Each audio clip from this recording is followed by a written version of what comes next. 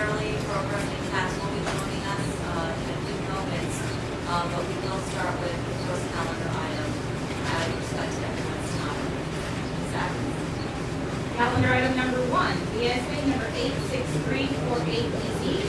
The applicant Alfonso Duarte, PE, effective community board number 13.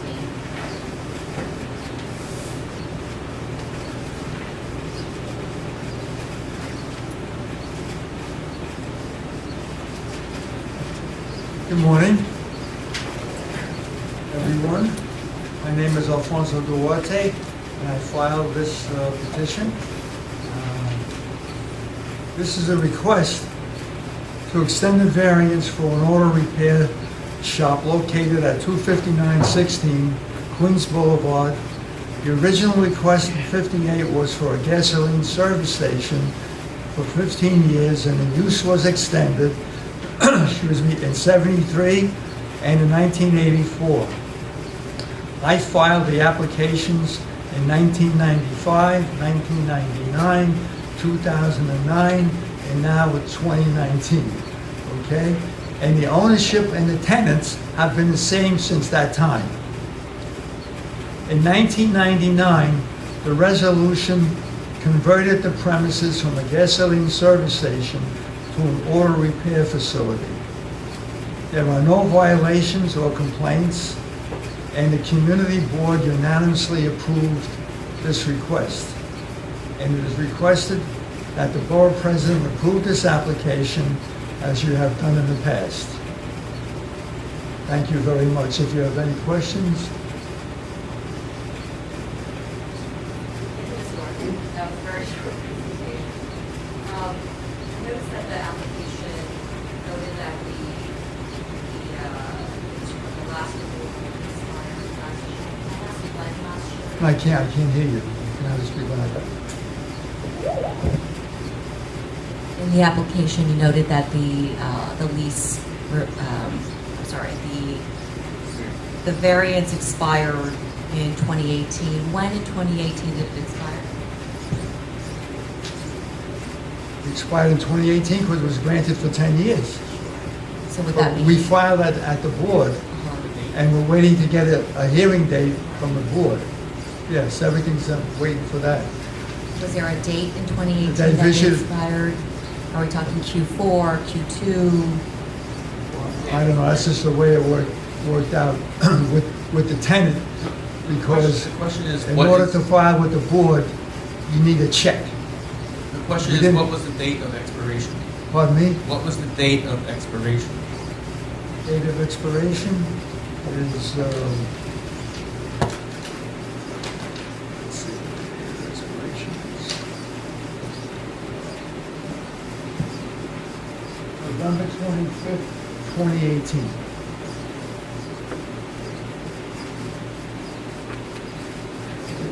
And we're here waiting for a hearing date at the board.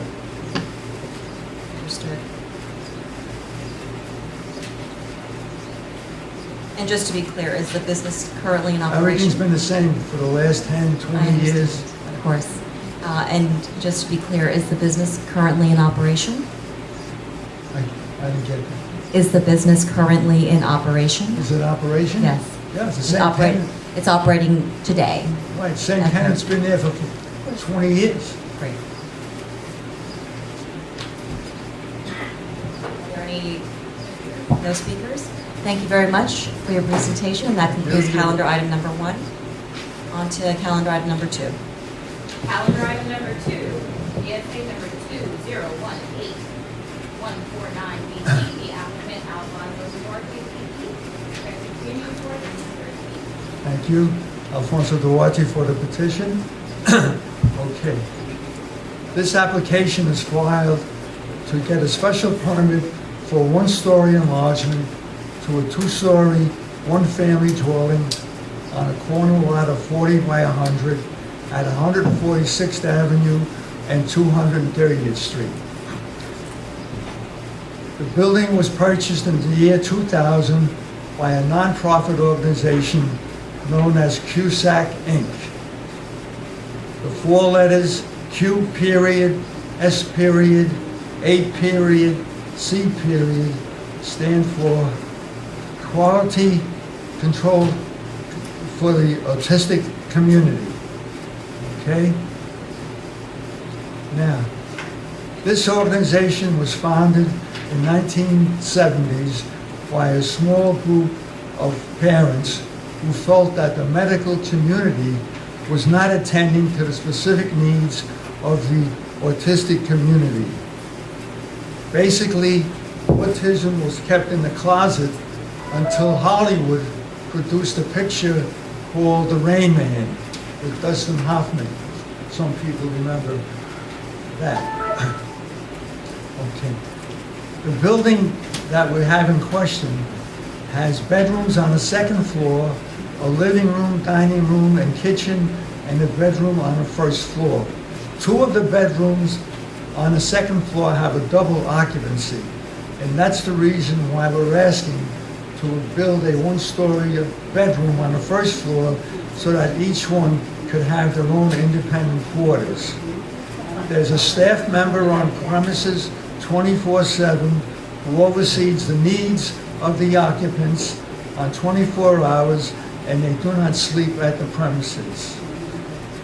The occupants are taken on field trips.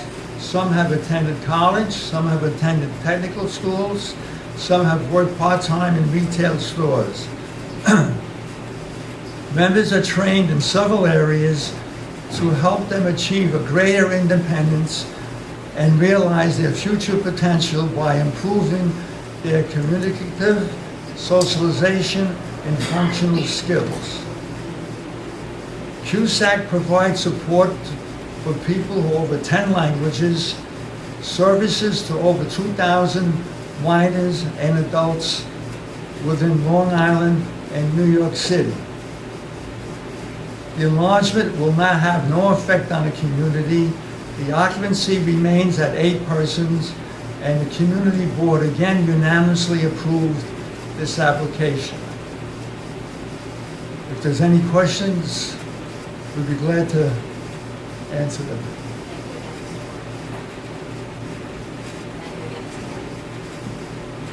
How many residents are currently? There's 8, There are and 8 there'll current be no residents. increase. No increase. You anticipated my question. No speakers? With no speakers, that will close item number 2. Thank you very much for your presentations today. Thank you. On to item number 3. Calendar item number 3, BSA number 75178 EZ. The applicant Borough Inspector LLC, Effective Community Board number 11. Good morning, Jay Goldstein on behalf of the Borough Inspector, on behalf of the applicant. We're here today for an extension of term of a previously granted variance. Jay Goldstein. I'm the applicant number 5. I'm just covering for my colleagues from Borough Inspector.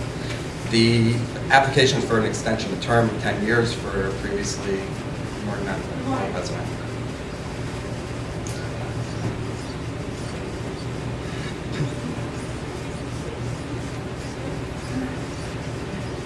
Good morning. Please let me interrupt. Go ahead. Good morning, Jay Goldstein, just getting started. Welcome. Thank you for having me this morning. Jay Goldstein on behalf of Rutherford Inspector. We're here for an extension of term of 10 years for a previously approved auto service station, which mostly does tire work. The project site has been in operation for nearly 70 years under the auspices of BSA, starting in 1952. The current request is for an additional 10 years. The hours of operation are Monday through Friday, 8 a.m. to 9 p.m., Saturday, 8 a.m. to 6 p.m., and closed on Sundays. The previous BSA conditions were that the site remained clean, no parking on the sidewalks, and that the tires and everything were graffiti-free and trees. All of that's being maintained. The community board heard this application, echoed the conditions of the prior grant, requested that the pictures be provided before the grant at BSA, that everything be approved. We are okay with those conditions. If there are any questions, I'm happy to answer them. What was the last extension for 5 years? The last extension was for 5 years because it was backdated probably. If it's approved in 89 for 10 years, it was expired in 99.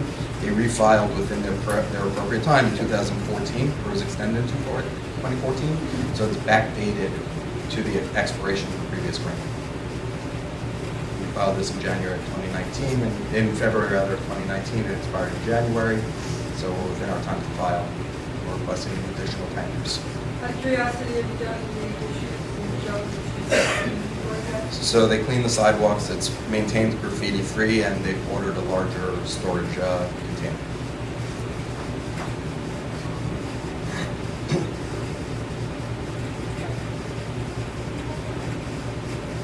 All right, so we suggested your client continue the house. Absolutely. What the community board is most concerned with. And those are on the C of O. Those conditions are actually mentioned on the C of O. They'll be continued on the C of O. The only They change. haven't mentioned in the past, right? They were mentioned in the past, so they were upkept, and we will continue to do so. Appreciate it. All right, thank you. Thank you very much.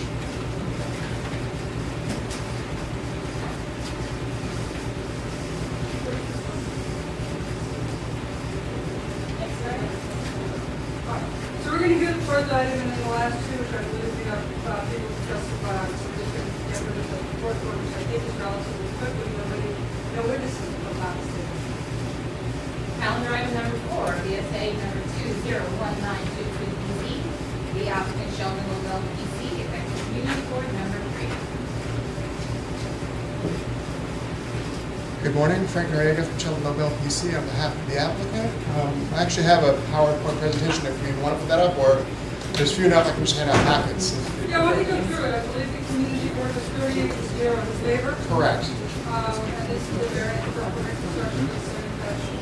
Okay, yeah, I think you can just go through it. Sure, so just a little history. This actually, we filed a variance request for this exact same building layout, exact same site in 2011, and it was approved and in 2013, but unfortunately, before the applicant built, the site was rezoned from R32 to R3X.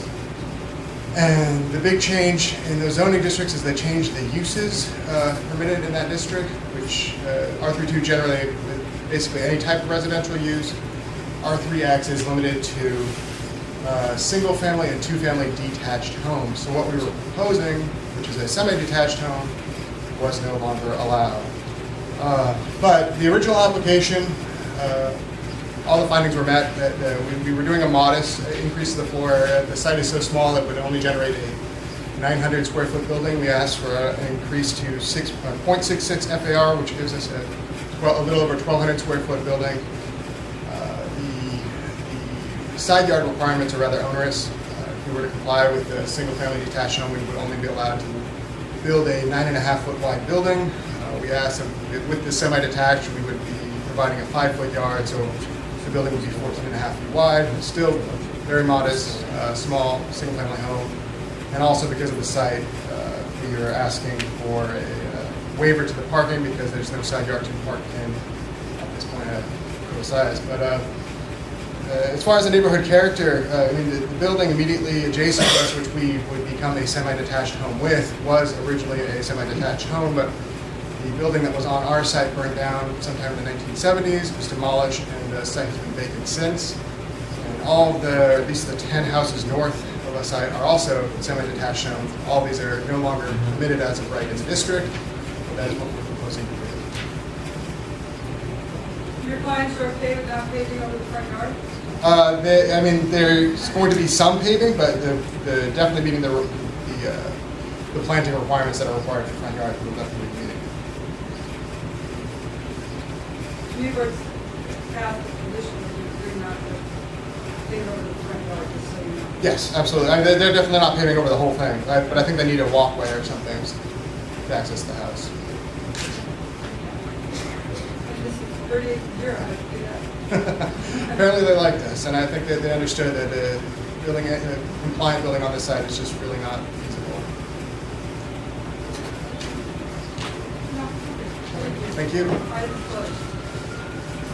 Calendar item number 5, Bueller, number 1902299ZMQ. The applicant J. Goldstein Esquire, effective community board member 8. Related item number 6, Bueller number 190301CRQ. Applicant J. Goldstein Esquire, effective community board member 8.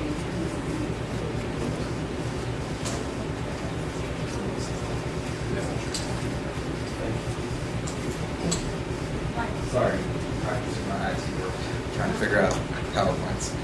Good morning. My name is Jay Goldstein. I'm here actually on behalf of the Kew Garden Hills neighborhood, as well as the community board as the applicant director. The community board is the applicant on this as a effort on behalf of its constituents to help waive a number of the filing fees that are associated with rezonings. Are you the lawyer?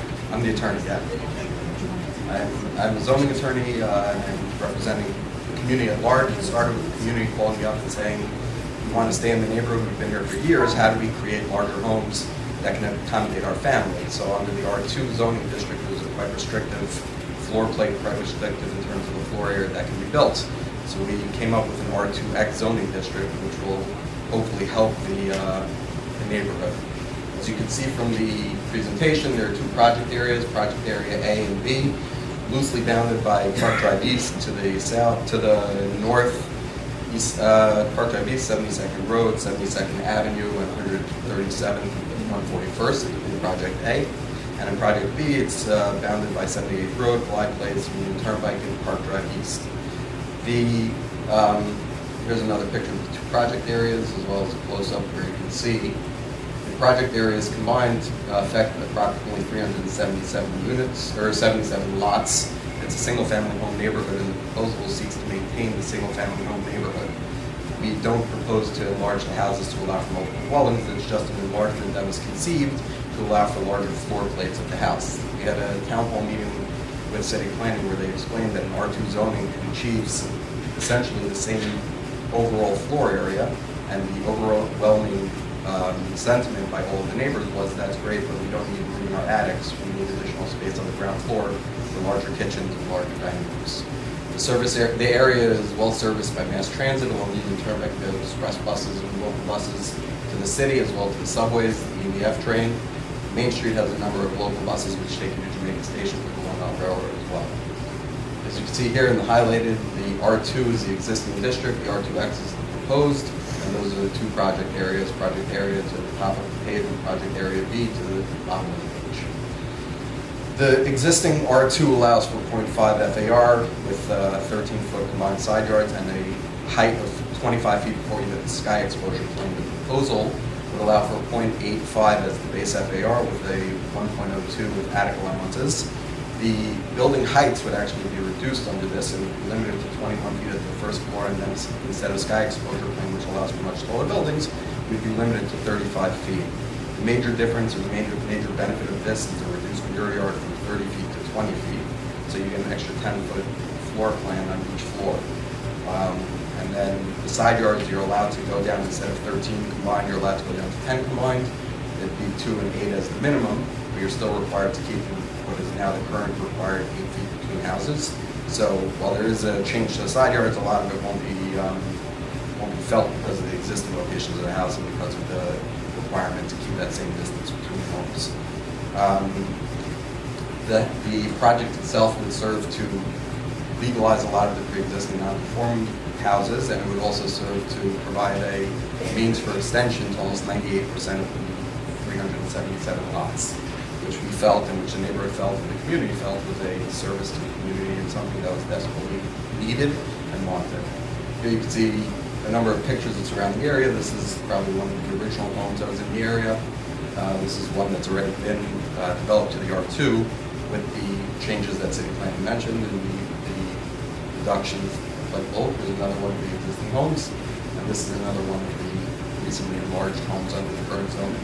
So again, the proposed zoning wouldn't allow such a tall building, but it would allow it to go further back into the rear yard. If there are any questions, I'm happy to answer.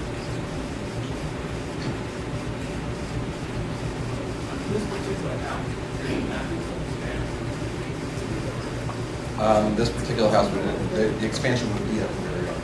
You couldn't expand at the front of the house because of the existing heights. And this, I didn't do an analysis of this house. This is just a demonstrative house in the area. One of the photos that was submitted as part of the CPC application. To be clear, our source is talking about how that is, it's not allowed. No, it's a single-family home neighborhood. That was the purpose and intent of, we wanted it as a single-family home neighborhood. We don't want to change the character of the neighborhood. And we want to allow these families, many of which are generational families, to stay. The R2 doesn't allow you to have any property. So you're just keeping it the same order. Right, same parking requirements and those.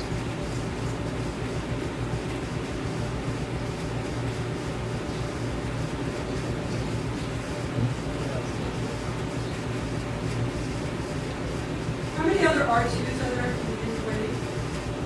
I don't know offhand, I'm not sure. This R2X was modeled after what was done in Rockaway. So when we came up with an approach, it's something that worked in Rockaway and brought it here when they changed the same change. So I'm not sure about the R2X. Right. So this allows R2X to be also reporting it, right? So it allows R2X to be anywhere in the No, it only allows R2X in the two zoning districts that are highlighted. So Your application has a text amendment that says, it'll allow for any R2 within Community Board X to apply for rezoning. no, it's a. I thought you meant that Either it. it's after the, right now you can't do it. So right now, we're making sure that you do R2X and do your Right. So my question to you is, have you done any work just to figure out percentage of person on number 8? Your R2 is there, Right. and I don't have that information, I apologize, I didn't get it. The reason R2X was chosen here actually because surrounding us, there are no other R2 districts. Surrounding us within this area of Vernon Hills, it's all R3 and R4, which are already allowed for increase. The reason we chose R2X is that one of the existing zoning is to do that.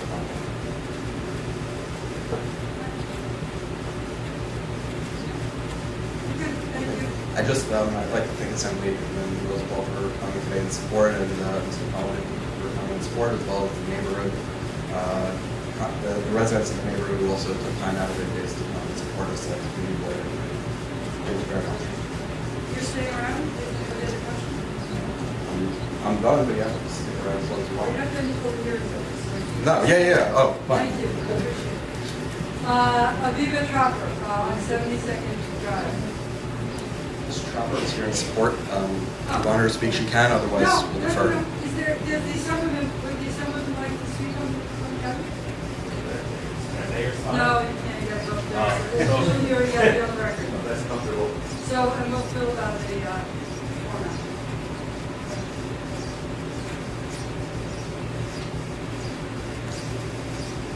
Thank you. This project was started from a community concern about 3-4 years ago. When folks wanted to stay in Queens, but their homes were too small to meet the demands of a large increased family.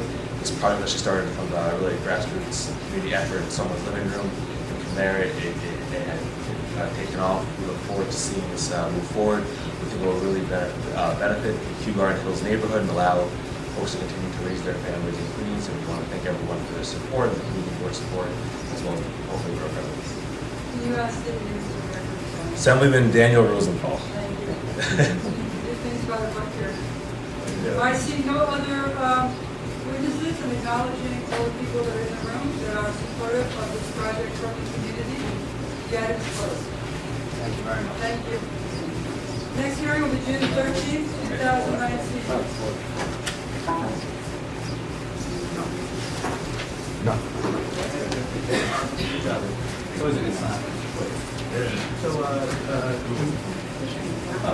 Okay.